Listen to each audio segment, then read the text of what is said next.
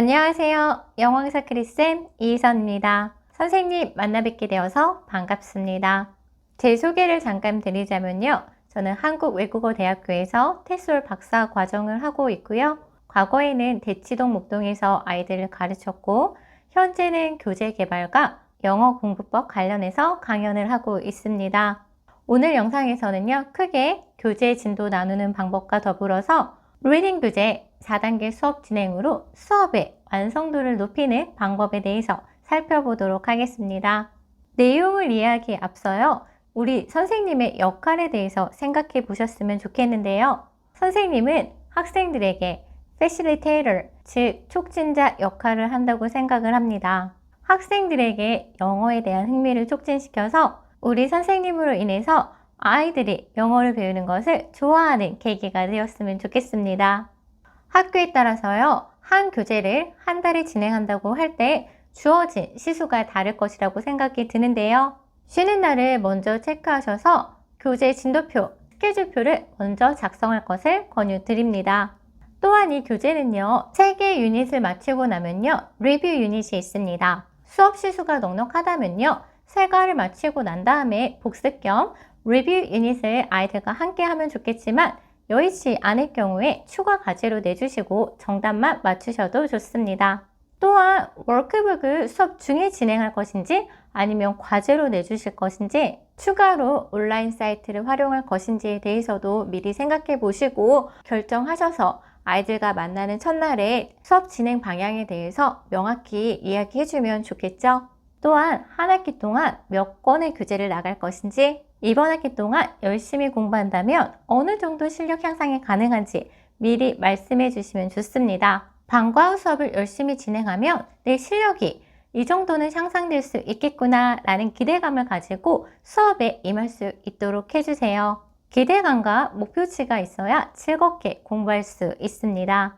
또한 방과 후 수업에서는 아이들의 실력 격차가 큰 경우가 많아서요. 수업 전에 미리 설문조사를 하면 좋은데요. 설문조사를 통해서 미리 좀 실력이 낮은 학생들과 높은 학생들을 파악해 놓으면 좋습니다. 실력이 낮은 학생들은요, 조금 더 신경 써줄 수 있고 실력이 높은 학생들을 위해서 여분의 엑스트라 과제를 준비할 때도 도움이 되기 때문입니다. 같은 영어 교재라고 하더라도 어떤 레슨 플랜을 사용하느냐에 따라서 수업의 모습과 효과는 달라진다고 생각을 합니다. 4단계 수업 진행으로 리딩 수업의 완성도를 높여보세요. 스텝 1은요. 읽기 주제 관련 흥미 일으키는 단계입니다.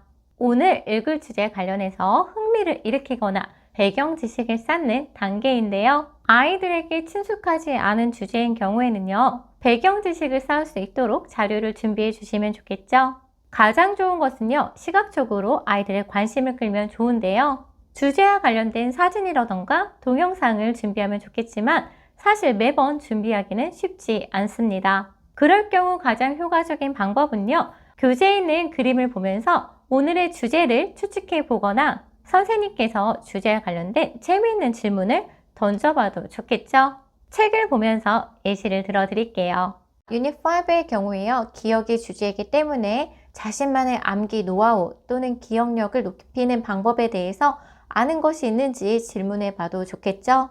또는 before reading에 나와 있는 질문을 그대로 사용해도 좋습니다. 하지만 아이들이 지문에 대해서 흥미를 끌 수 있는 추가 질문 1개 정도는 더 준비하셨으면 좋겠습니다. 오늘 학습할 주제에 대해서 간단하게 살펴보고 배경 지식도 쌓을 수 있도록 도와주신다면 뒷페이지에 나올 내용이 더 궁금해서 더 집중해서 학습할 수 있습니다. 이 단계는 중요한 단계는 아니기 때문에 5분 이내로 하도록 하고요. 스텝 2는요. 새롭게 배울 어휘 가르치기 단계입니다.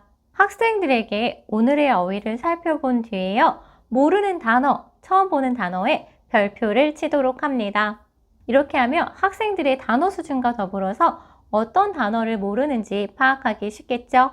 특히 학생들이 별표를 많이 친 단어는요. 수업 중에 더 여러 번 반복해서 익히도록 합니다.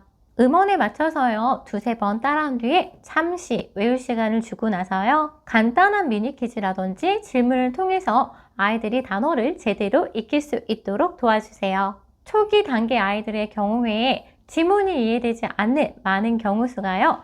단어를 모르기 때문인데요. 키워드에 나와 있지 않은 단어라 할지라도 선생님께서 지문을 살펴보신 뒤에 아이들이 많이 헷갈려 하거나 자주 쓰이는 sight words 같은 것을 미리 준비해서 가르쳐 주시면 좋습니다. 책을 보면서 다시 설명드릴게요. 각 유닛의 첫 페이지 키워드를 활용하시고 추가적으로 오늘 배울 지문 내용을 먼저 참조하셔서 키워드에는 없지만 중요한 어휘와 구문도 함께 익힐 수 있도록 해주세요. 키워드 이외에도요, empty, enough 등 아이들이 어려워할 수 있는 어휘들도 짚어주고 많이 쓰이는 중요한 구문이 포함되어 있다면 설명해 주시면 좋은데요.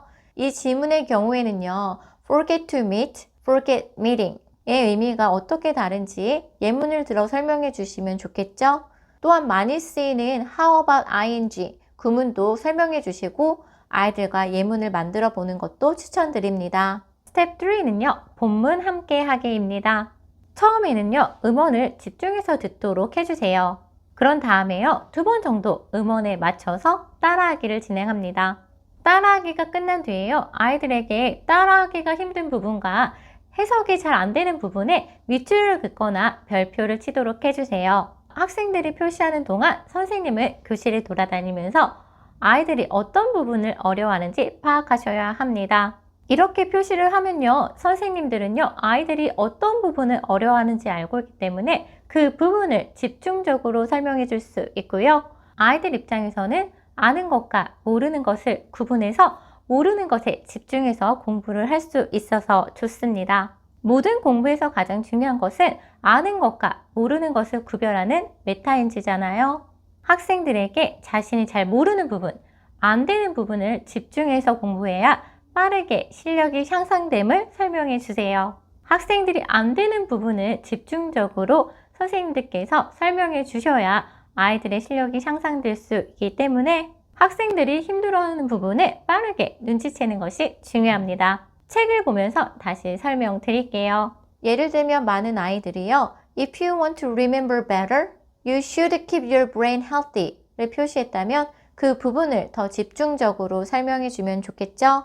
지문 밑에 퀵 체크업도 있어서 지문을 제대로 이해했는지도 바로 체크해 볼 수 있어서 학생들이 어느 정도 이해했는지 파악하기에도 좋습니다. 정답률이 낮다면 지문 내용을 다시 한번 살펴보면서 아이들이 제대로 이해할 수 있도록 도와주세요. 그리고 지문만 쭉 보고 끝내는 것보다는요, 오늘 배운 문장 중에 하루 한 문장 자신이 골라서 여백에 써보고 외워본 뒤에 외운 문장을 발표하도록 한다면 아이들의 실력 향상에 큰 도움이 될 거예요. 또한 너무 쉬워서 빨리 끝내는 학생들이 있을 수 있기 때문에요, 여분의 프린트는 반드시 준비하셔야 되고요.